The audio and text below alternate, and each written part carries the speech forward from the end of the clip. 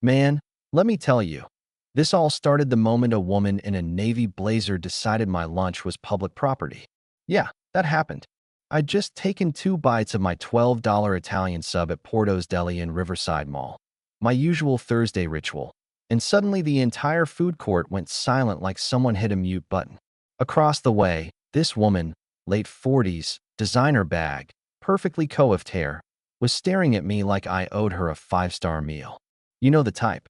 The kind of glare that says, I'm about to make everyone witness my entitlement. I tried to ignore her, savoring the provolone and spicy capicola, thinking maybe she'd leave. Nope.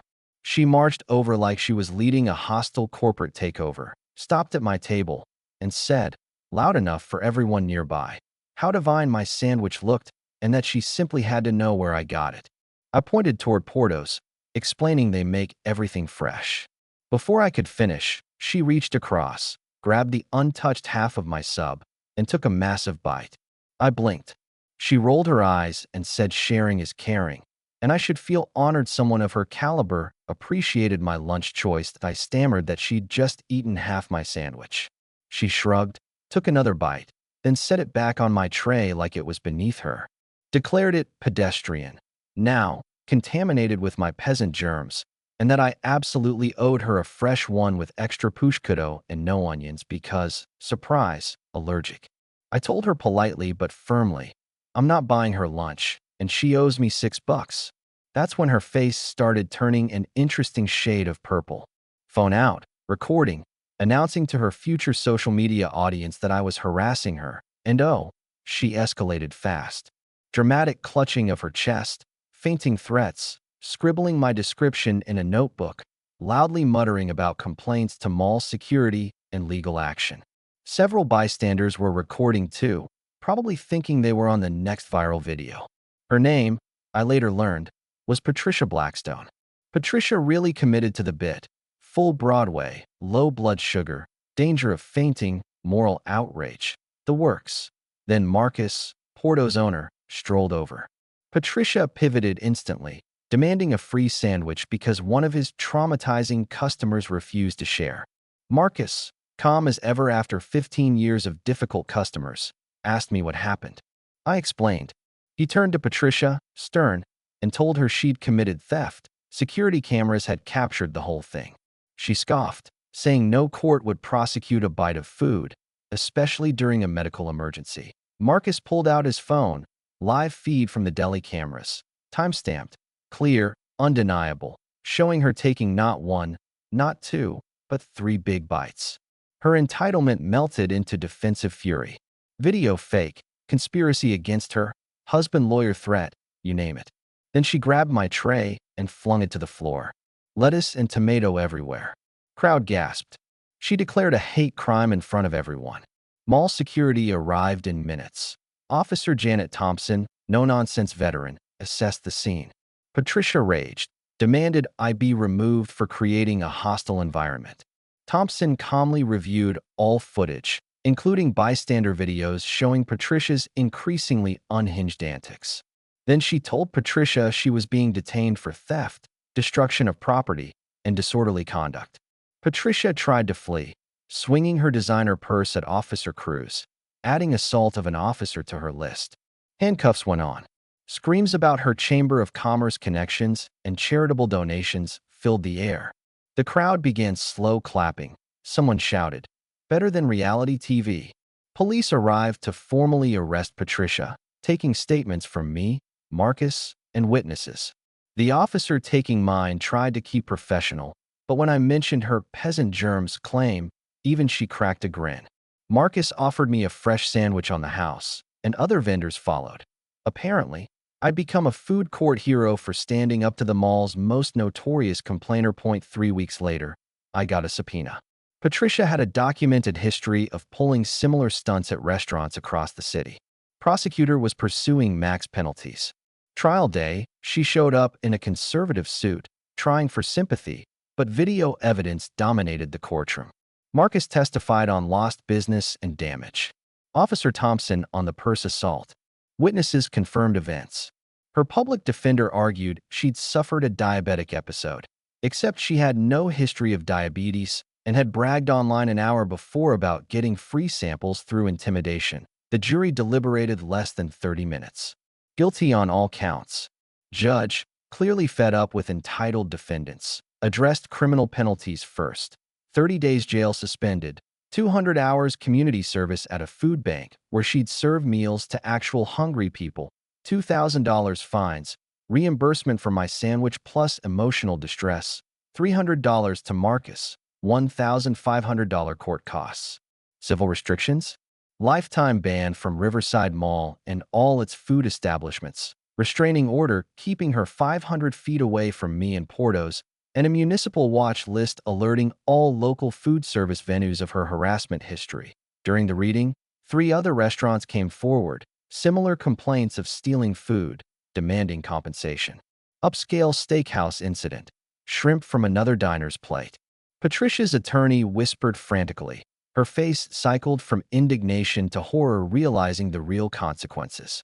Total financial penalty, $4,348. She gasped, clutched her designer purse like it might be seized immediately. Judge warned that any violation would trigger jail and more charges. She slumped into her chair, muttering about conspiracies and injustice while the bailiff processed her. So, yeah, I went for lunch and walked away with justice served on a silver platter. Literally. You can imagine the look on her face when the lifetime ban was announced. Priceless. And the food court? They've been telling this story ever since. Makes you think about entitlement, doesn't it? Who really owns what? And who's allowed to cross the line under the guise of medical emergencies or social media clout? What do you think? Was Patricia completely out of line? Or should people always be accommodating, even when it's absurd? Drop your thoughts below. I want to hear if anyone else's lunch hour has ever turned into a full-blown courtroom drama. All right, let me pick up right where we left off, because the story didn't just end in that courtroom. That verdict was like the opening scene for the sequel nobody asked for, but everyone in Riverside Mall was watching. So, a couple of weeks after the trial, I'm back at Porto's Deli, trying to enjoy my Thursday ritual again. You know, peace, provolone, spicy capicola, the usual. And just when I'm thinking maybe life's returned to normal, Marcus leans over and whispers, "David, you're trending." I nearly choked on my sandwich. Trending? For what? Turns out someone uploaded the security footage to social media, and the clips of Patricia's meltdown went absolutely viral. Millions of views. Memes everywhere. Peasant germs versus the designer diva. Captions like she wanted a sandwich. We got justice at first. I tried to ignore it. I mean, I'm a project manager, not a YouTube star. But then things got interesting. Fans of the video started showing up at Porto's, cheering me on, snapping pics, even bringing me coffee or desserts for standing up to entitlement. Marcus was loving it, of course. "You're the hero this mall deserves," he said, grinning, handing me a free sandwich. The deli had never been busier. Patrons were laughing, telling stories of the infamous sandwich thief, and honestly, it felt good to be the guy on the right side of this insane little drama. But here's the twist. Patricia wasn't done. Oh no, not even close. About a week later, I get a letter at my apartment. Certified mail, return receipt required. My stomach sank. Yep, Patricia Blackstone, through her public defender, was filing a civil suit, claiming emotional trauma, public humiliation, and loss of status. Let me back up a sec. This is the woman who grabbed my sub, threw it on the floor, and tried to play fainting diva. Now she's saying I traumatized her. Yeah, that happened. Court dates were scheduled. Media started sniffing around again. This time, it wasn't just Riverside Mall gossip. It was local news, then regional, because apparently, entitled lunch meltdowns are headline material. I had to testify again, Marcus again, and a handful of the original witnesses. Every single detail played out like a slow-motion replay. The bites, the peasant germs comment, the dramatic purse swing. You could almost see the courtroom collectively rolling its eyes at her claims. And here's the kicker. The civil suit blew up in her face faster than anyone expected. Social media screenshots, security footage, bystander videos. Literally everything was documented. The judge, probably having a very long week dealing with ridiculous cases, dismissed her suit entirely, and slapped an additional fine on Patricia for filing frivolous litigation. The lifetime mall ban. Reinforced. Every food establishment she even tried to step into after that. Security had her on a list. Word spread fast. Restaurants across the county literally posted internal notices. This customer is banned. Do not serve. Meanwhile, I got a weird kind of fame. People started tagging me online, joking about the sandwich saga of Riverside Mall, sending memes. Even one person made a tiny animated video of me standing heroically with a sub in hand while Patricia floated around like a storm cloud. Marcus, ever the opportunist, started offering a small discount for anyone who mentioned the story. Hero Lunch Special, he called it. Business boomed. But here's what really got me thinking. The ripple effect. Patrons at the mall were suddenly holding each other accountable, calling out entitled behavior before it escalated. Staff felt empowered. Even other businesses started sharing the footage internally as a teaching moment. It was like a tiny culture shift sparked by one woman's inability to behave like a normal human over a sandwich. Now, I know some people might say, David, it's just a sandwich, chill out. And yeah, on paper, it seems trivial, but it wasn't about the sandwich. It was about boundaries, accountability, and the sheer absurdity of entitlement unchecked. And in the end, seeing justice served while also knowing you helped set a precedent. Well, it's a weird mix of vindication and satisfaction. Patricia? Last I heard, she tried another attempt at social media, victim storytelling, and was promptly shut down by moderators for harassment and false claims. No more viral episodes, no more dramatic mall appearances, at least, not that anyone credible saw. And me?